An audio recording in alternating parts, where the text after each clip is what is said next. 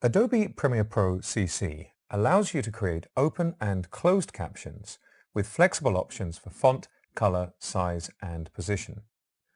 Open captions are always visible, unlike closed captions which viewers can enable and disable on their TV set. Let's look at the way captions work in Premiere Pro.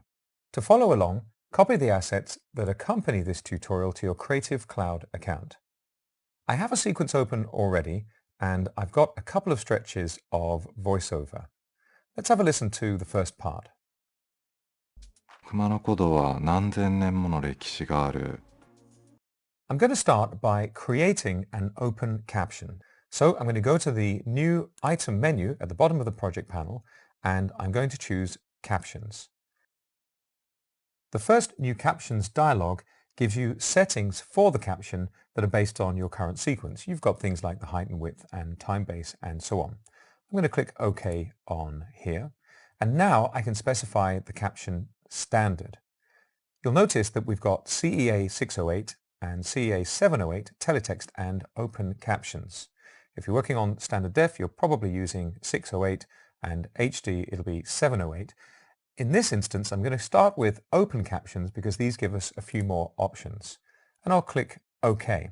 Before I do that, I should mention you've also got the option to specify which stream you're using. Now this isn't relevant for open captions, which are on screen all the time, but they are relevant for the CEA 608 and 708 captions because you can specify more than one stream for your media.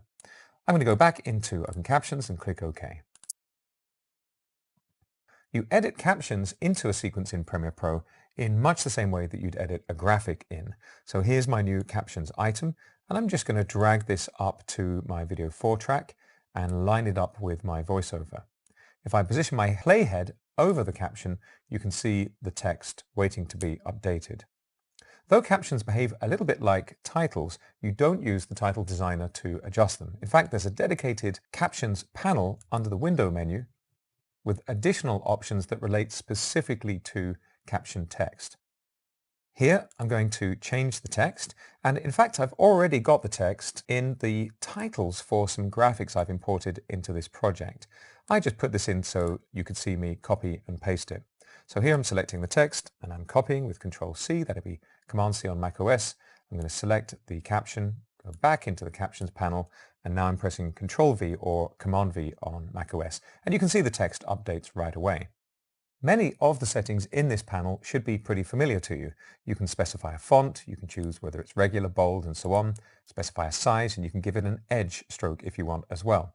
You can also choose things like the justification, if it's bold, italic, and so on here. You'll notice there's also an option to insert a musical note, and that's if you want to indicate that there are lyrics being sung. Here also we've got 3 buttons that allow us to specify what this color swatch is for and this eyedropper. We've got the background color, edge color,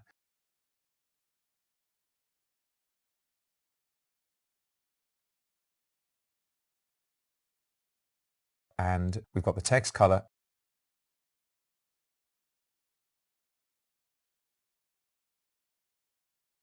Let's go for a nice bright red.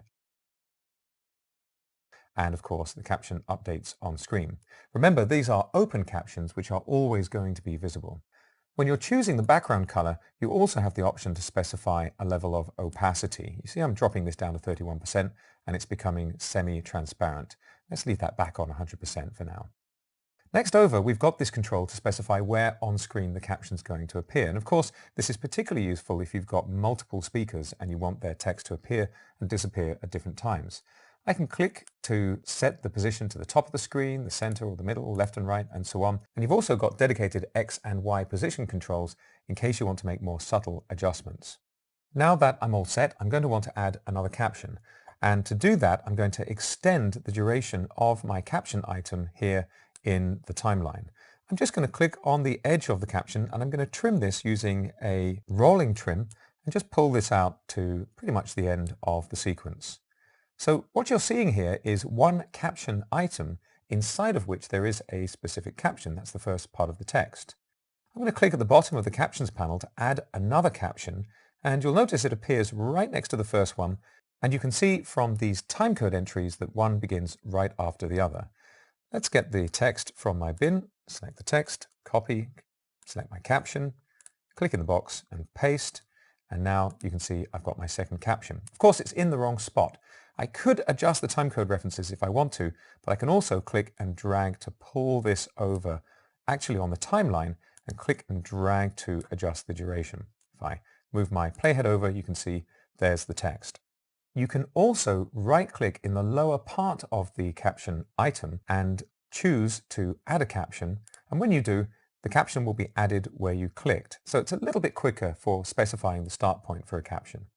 Let's get this last bit of text, copy, go back into the caption and paste. And now again, I'll adjust the duration to suit. Now everything I've been showing you so far is open captions, and these have a few more options for things like fonts and colors than you'll find in closed captions. If I go back to my project panel, we just collapse these bins a little bit. I go back into the new item menu and choose captions, click OK on the standard settings for the caption, and now I'm going to choose CEA 708 and click OK. And I'll just rename this so we can tell the difference. Let's call this a closed caption. I'm going to put this up on a new video track. Premiere Pro will add this for me automatically. Let me just scroll up so you can see that and resize the item to cover the entire duration of the sequence. I'm just going to turn off visibility for the open caption I made and select this new closed caption above. Initially, you might not see anything.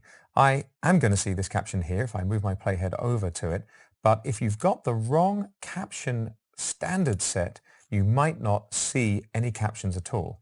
Right now, my program monitor is set to CEA 708, which is correct, but if I set this to 608 and click OK, nothing comes up at all. One last thing to mention about these captions, if I just go back in and correct that setting, is you'll notice you have a few less options in the captions panel. For example, if you choose the color swatch, you'll notice that there's a very limited range of options available. And that's because there's a standard that defines the way captions are displayed on TVs, and those standards are reflected in the settings here. So that's working with open and closed captions in Adobe Premiere Pro CC.